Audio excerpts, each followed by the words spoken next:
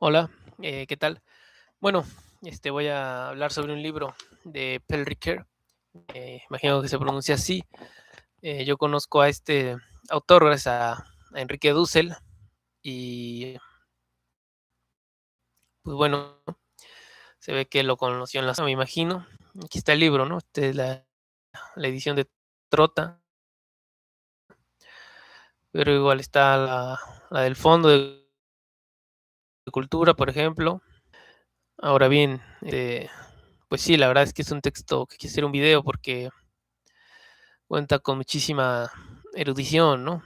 Habla sobre la memoria, bueno, habla principalmente, bueno, sobre 3 temas, pero el mismo Paul Ricoeur dice que no es un libro de 3 temas, es un único libro, pero, pues sí, hay como 3 ejes, pero no es como que escribió 3 libros pequeños, ¿no? Escribió,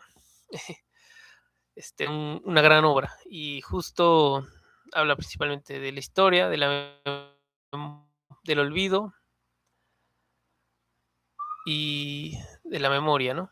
Dice que hay un exceso de memoria. O sea, que, por ejemplo, en las acciones cívicas, pues hay un exceso de memoria en el sentido de que se recuerda todo, ¿no? Pero que también hay un exceso de olvido, ¿no? Como que se olvida lo importante, digámoslo así. Entonces empieza a hablar, por ejemplo, aquí de Akon como ídolo, también ídolon. Akon es como imagen, como ícono sería más, ¿no? Y habla sobre Arqué como huella, entonces ahí habla mucho sobre Platón, sobre el Fedro, ¿no? Que empieza con un diálogo justamente de Platón, que no es los diálogos de Platón, ¿no? Sino empieza con un diálogo y, y cómo se originó el lenguaje. Ahorita hablo un poco de neurociencia, entonces pues vamos a leer un poco así tal cual. Espero que sea ameno, pero bueno, digo, es muy denso, pero es muy erudito, entonces por eso quiero hacer un video. Bueno, y bueno, la verdad es que ya voy avanzado y voy a continuar donde me quedé, pero les comenté más o menos, les contextualicé más o menos hasta dónde voy, ¿no? Ahora bien, dice, tercer empleo de la marca, la impronta corporal, cerebral, cortical, de la que tratan las neurociencias. Aquí habla de la neurociencia, ¿no? Porque sí es interesante porque es un texto como del año 2001, tengo entendido, entonces pues es interesante, ¿no? Cuando se hacen estos acercamientos a diálogos actuales con la ciencia, ¿no? Continuando. Para la fenomenología de la imprecisión o afección, estas improntas corporales son el objeto de una presuposición sobre la casualidad externa, posición, perdón, cuyo estatuto es muy difícil de establecer. Hablaremos en este caso de sustrato para designar la conexión de un género particular entre las imprecisiones propias del mundo vivido y las improntas materiales en el cerebro propio de las neurociencias. No hablo más de esto aquí, dice Perrique. Continuando, limitándome a señalar la diferencia entre los 3 usos de la idea indiscriminada de huella, huella escrita sobre soporte material, impresión, afección en el alma, impronta, huella corporal, cerebral, cortical. Esta es, a mi parecer, la dificultad inevitable vinculada al estatuto de la impronta de las almas. Como en un trozo de cera, ahora bien, no, espera, a ver, me perdí, pero retomemos, ¿no? Esta es a mi parecer la dificultad inevitable vinculada al estatuto de la impronta de las almas, como en un trozo de cera. Aquí dice que justamente hay una metáfora en la que se supone que la gente tiene una cera por dentro, ¿no? Y algunas la tienen como suavecita, así bonita, y otras dura, ¿no? Ya negra, ¿no? Ahora bien, hoy ya no es posible eludir el problema de las relaciones entre impronta cerebral e impresión vívida, entre conservación al almacenamiento y persistencia de la afección inicial. Espero mostrar que este problema heredado del viejo debate sobre las relaciones del alma y el cuerpo, debate asumido con audacia por Bergson en Metri et Montgomery, puede plantearse en términos distintos de los que enfrenta el materialismo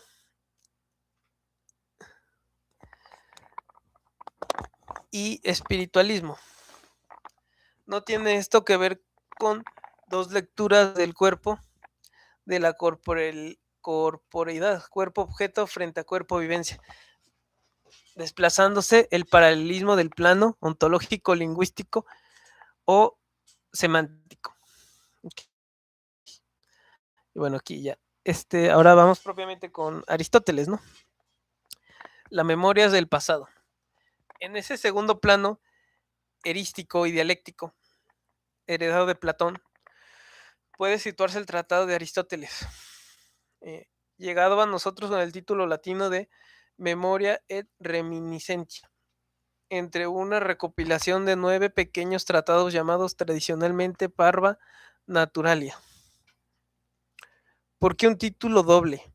Para distinguir no la presencia del recuerdo respecto a su rememoración, sino su simple presencia ante la mente, que llamaré más tarde en mi esbozo fenomenológico evocación simple. La memoria en este sentido particular es caracterizada enseguida como afección, patos, lo que la distingue precisamente de la rememoración. Okay, continuamos. La primera cuestión planteada es la de la cosa, de la que uno se acuerda. Es en esta ocasión cuando se pronuncia la frase clave que acompaña toda mi investigación: la memoria es del pasado. Este es el contraste con el futuro, de la conjetura y de la espera, y con el presente de la sensación o percepción, el que impone esta caracterización capital. Y esta distinción se hace bajo la autoridad del lenguaje común. Nadie diría, más bien se dice que. Con mayor fuerza aún se dice que es en el alma donde anteriormente uno escuchó, sintió y pensó algo. Esta marca temporal así promovida al lenguaje concierne a lo que luego llamaremos memoria declarativa. Es subrayada con insistencia, tan cierto es que uno se acuerda sin objetos, como es preciso subrayar que hay memoria cuando transcurre el tiempo, o más precisamente con tiempo. En este sentido, los humanos comparten con algunos animales la simple memoria, pero todos no disponen de la sensación, percepción, aestesis del tiempo. Sensación, claro. Esta sensación o percepción consiste en que la marca de la anterioridad implica la distinción entre el antes y el después, pero el antes y el después existen en el sentido en cronoi. En este caso, es total la concordancia con el análisis del tiempo en física. Percibimos el tiempo al percibir el movimiento, pero el tiempo solo es percibido como diferente del movimiento si lo determinamos horizomen, es decir, si podemos distinguir dos instantes, uno como anterior, otro como posterior.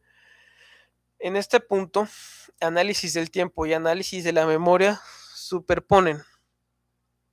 La segunda cuestión planteada concierne a la relación entre memoria e imaginación. Su vínculo está garantizado por la pertenencia a la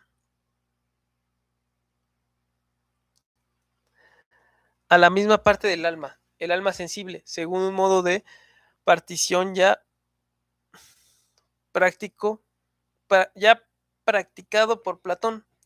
Pero la dificultad está en otro sitio: la proximidad entre las dos problemáticas de un nuevo vigor a la antigua aporía del modo de presencia del ausente. Se podría preguntar un cómo, we might be puzzled how, cuando la afección está presente y la cosa ausente. Uno se acuerda de lo que no está presente.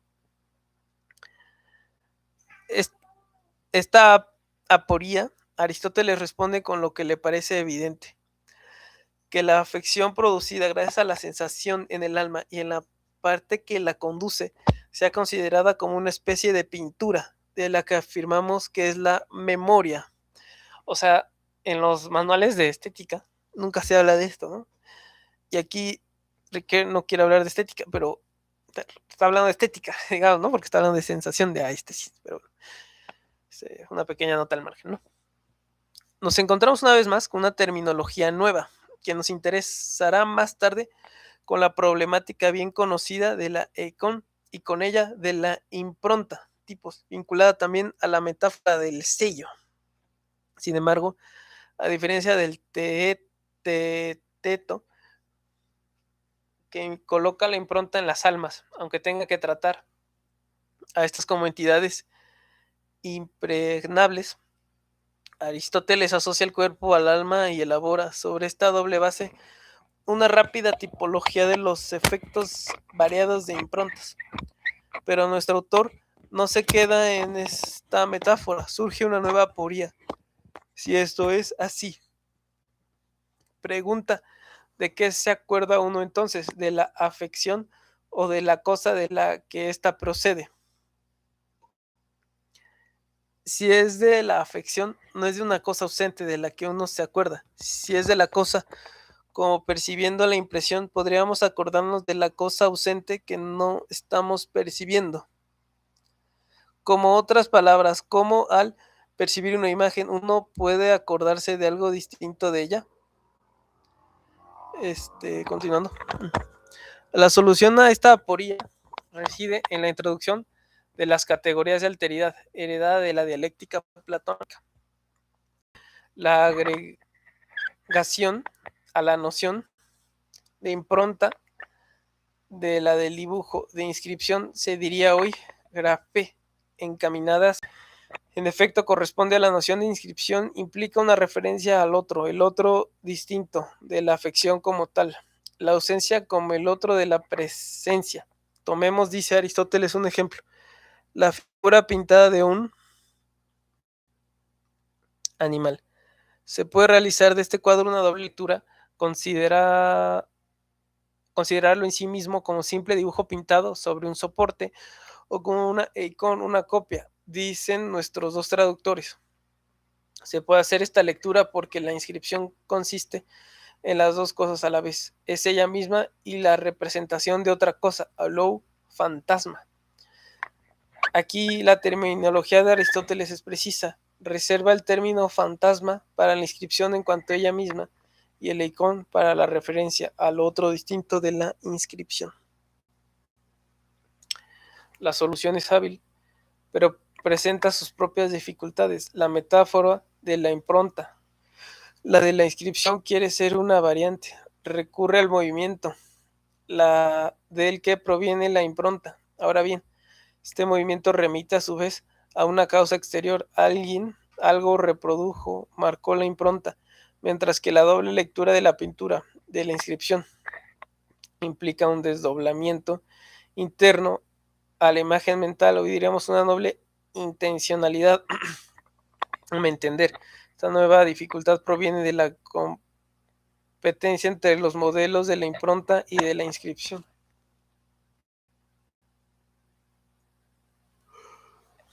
El teto habría preparado su confrontación al tratar la huella misma como una marca significante, un semillón. Por tanto, en el propio semillón venía a fusionarse la casualidad externa del movimiento, kinesis, y el significado íntimo de la marca, semillón. La secreta discordancia entre los dos modelos surge en el texto de Aristóteles. Si cotejamos la producción de la afección y la significación icónica que nuestros dos traductores interpretan como una copia, por tanto como semejanza, esta unión entre estímulo externo y semejanza íntima seguiría siendo para nosotros la cruz de toda la problemática de la memoria. Ahora bien, en contraste, los dos capítulos del Tratado de Aristóteles, Mneme y Anamnesis, es más evidente que su pertenencia a una sola y misma problemática. La distinción entre Mneme y Anamnesis se basa en dos rasgos. Por un lado, el simple recuerdo sobreviene a la manera de una afección, mientras que la rememoración consiste en búsqueda activa. Por otro lado, el simple recuerdo está bajo la influencia del agente de la impronta, mientras que los movimientos y toda la secuencia de cambio de los que hablaremos después tienen su principio en nosotros, pero el vínculo entre los dos capítulos está asegurado por la función desempeñada por la distancia temporal. El acto de acordarse se produce cuando ha pasado tiempo, y es este intervalo de tiempo entre la impresión primera y su retorno el que recorre la rememoración. Vamos a repetir esto porque está interesante.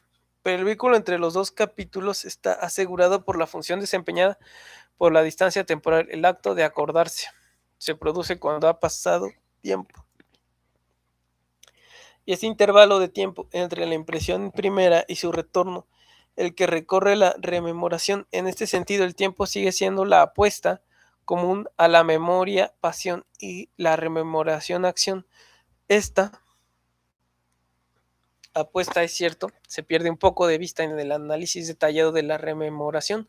Se debe a que en lo sucesivo se hace hincapié en el cómo, en el método de la rememoración eficaz. En un sentido general, los actos de rememoración se producen cuando un cambio llega a producirse después de otro. Ahora bien, esta sucesión puede realizarse según la necesidad o según el hábito. Se preserva así cierto margen de variación sobre el que volveremos más tarde. Dicho esto, la prioridad dada al aspecto metodológico de la investigación, término del gusto de todos los socráticos,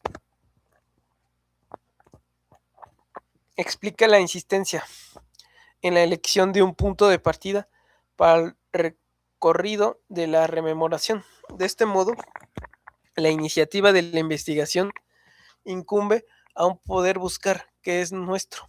El punto de partida sigue estando en el poder del explorador del pasado, aunque en el encadenamiento que de ello resulta derive de la necesidad o del hábito. Además,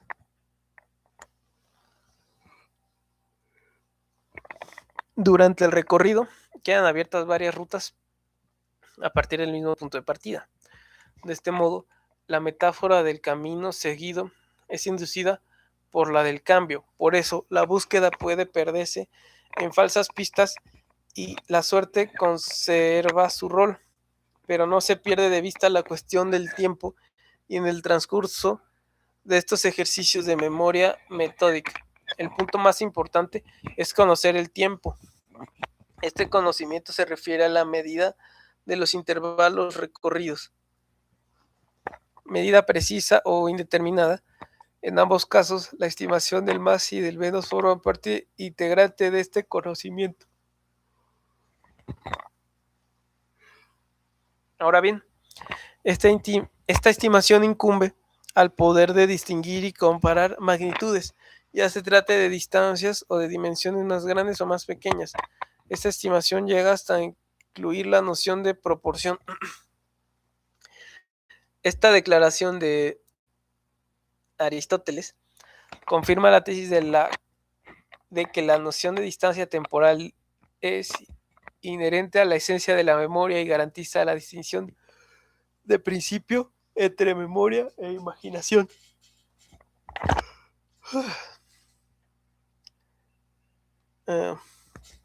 Además, el rol desempeñado por la estimación de los lapsos de tiempo subraya el aspecto racional de la rememoración.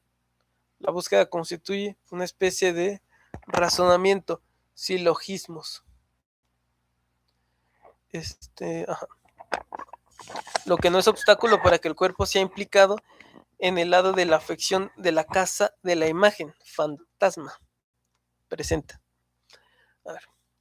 Además, el rol desempeñado por la distinción de los lapsos de tiempo subraya el aspecto relacional de la rememoración. La búsqueda constituye una especie de razonamiento, lo que no es obstáculo para que el cuerpo sea implicado en el lado de la afección que la casa de la imagen fantasma presenta.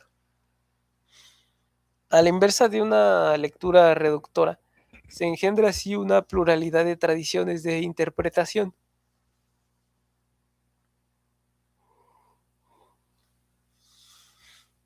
En primer lugar, la del Ars Memoriae, que consiste, como veremos en el capítulo 2, en una forma de ejercicio de la memoria en el que la operación de memorización prevalece sobre la rememoración de acontecimientos singulares del pasado. Y en segundo lugar, el asociacionismo de los modernos, igual como recalca Sarabji en un comentario, encuentra en el texto de Aristóteles y los apoyos,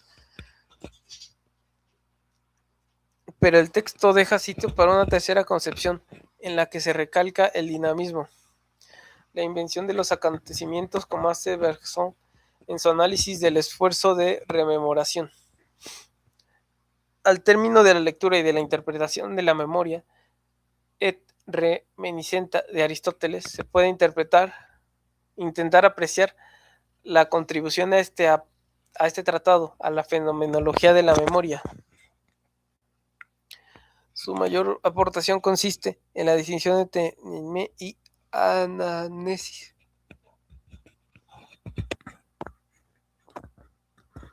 Dios. La volveremos a encontrar más tarde con otra terminología, la de la evocación simple y del esfuerzo de rememoración, al trazar así la línea entre la simple presencia del recuerdo y el acto de rememoración. Aristóteles preserva para siempre en un espacio de discusión digno de la aporía fundamental sacada a la luz por el teto, la de la presencia del ausente. Se contrasta el balance de su contribución a esta discusión. Por un lado, ha hecho más penetrante la fuerza del enigma al hacer de la referencia al tiempo la nota distintiva del recuerdo en el campo de la imaginación. Con el recuerdo, el ausente lleva a la manera temporal de lo anterior. En cambio, al asumir a su vez como marco de discusión la categoría de la icon unida a la de tipos, corre el riesgo de haber mantenido la aporía en un callejón sin salida. Incluso esta situación es doble. Por una parte, seguirá siendo a lo largo de nuestra investigación una cuestión embarazosa la de saber si entre la imagen recuerdo y la impresión primera, las relaciones de semejanza, incluso de copia,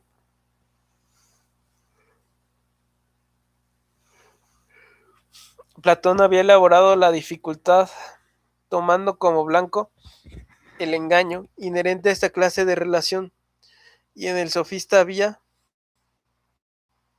intentado distinguir entre dos artes miméticas: el arte fantástico, engañador por naturaleza, y el arte eicástico, susceptible de veracidad.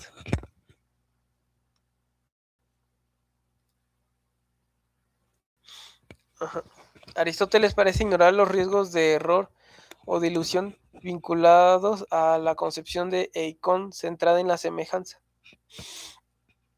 Al mantenerse alejado de las desgracias de la imaginación y la memoria, quiso quizás librar estos fenómenos de las disputas fomentadas por la sofística, a la que reserva su réplica y su refutación en el marco de la metafísica.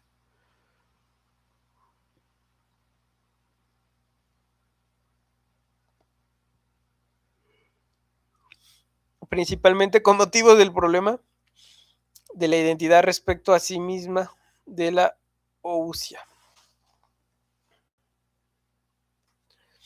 Pero por no haber tenido en cuenta los grados de fiabilidad de la memoria, sustrajo a la discusión la noción de semejanza icónica. Por otra parte, Al dar por hecho el vínculo entre Eikon y Topos, añade a las dificultades de la imaginación las copias de la noción de impronta. En efecto, ¿qué sucede con la relación entre la causa exterior, el movimiento, generadora de la impronta, y la afección inicial buscada por y en el recuerdo? Es cierto que Aristóteles hizo dar un gran paso a la discusión al introducir la categoría de alteridad. Aristóteles, la categoría de alteridad, en el centro mismo de la relación entre Eikon, reinterpretada como inscripción, y la afección inicial. De este modo comenzó a movilizar el concepto, por otra parte no discutido, de la semejanza, pero la paradoja de la impronta no dejará de resurgir más tarde, principalmente con el problema de las causas materiales de la preservación del recuerdo previo a su rememoración. En cuanto a la amnesis, Aristóteles dio, con ese término, la primera descripción razonada del fenómeno mnemónico de la rememoración, la cual hace frente a la simple evocación de un recuerdo que viene a la mente. La riqueza y la sutilidad de su descripción lo colocan a la cabeza de la diversidad de las escuelas del pensamiento que buscan un modelo de interpretación para los modos de encadenamiento propios de la necesidad o de la costumbre. El asociacionismo de los empiristas ingleses no es más que una escuela de una de estas escuelas.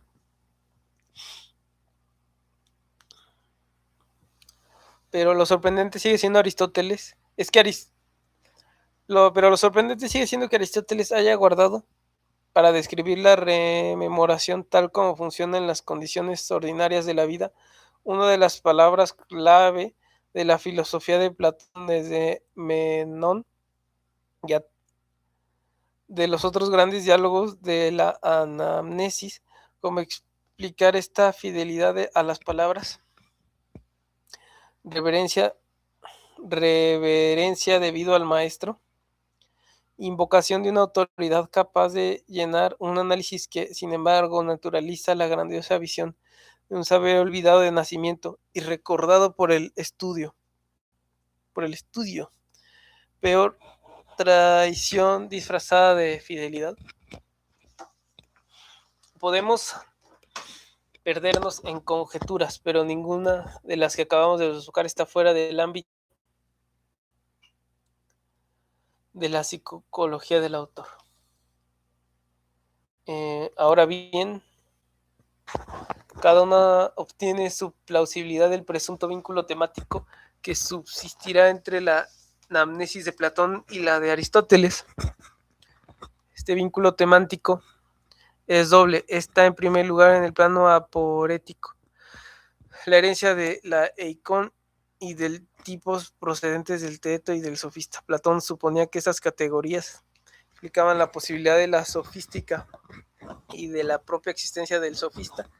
Por tanto, constituían un contrapunto respecto a la teoría de la reminiscencia, que solo se ocupaba de la memoria feliz del joven esclavo del Menón. Con Aristóteles, Eikon y tipos son la única categoría disponibles para explicar el funcionamiento de la memoria cotidiana. Ya no designan solo una aporia, sino el modo como ésta debería resolverse, pero sigue existiendo entre Platón y Aristóteles un vínculo más fuerte que el de la aporia en vías de solución. Este vínculo es el de la fidelidad socrática en el uso de dos términos emblemáticos: aprender y buscar. Primero hay que saber que haber aprendido, luego buscar con esfuerzo. Por culpa de Sócrates, Aristóteles ni pudo ni quiso olvidar la anamnesis de Platón. Bueno, aquí termina el apartado, ¿no?, sobre Aristóteles.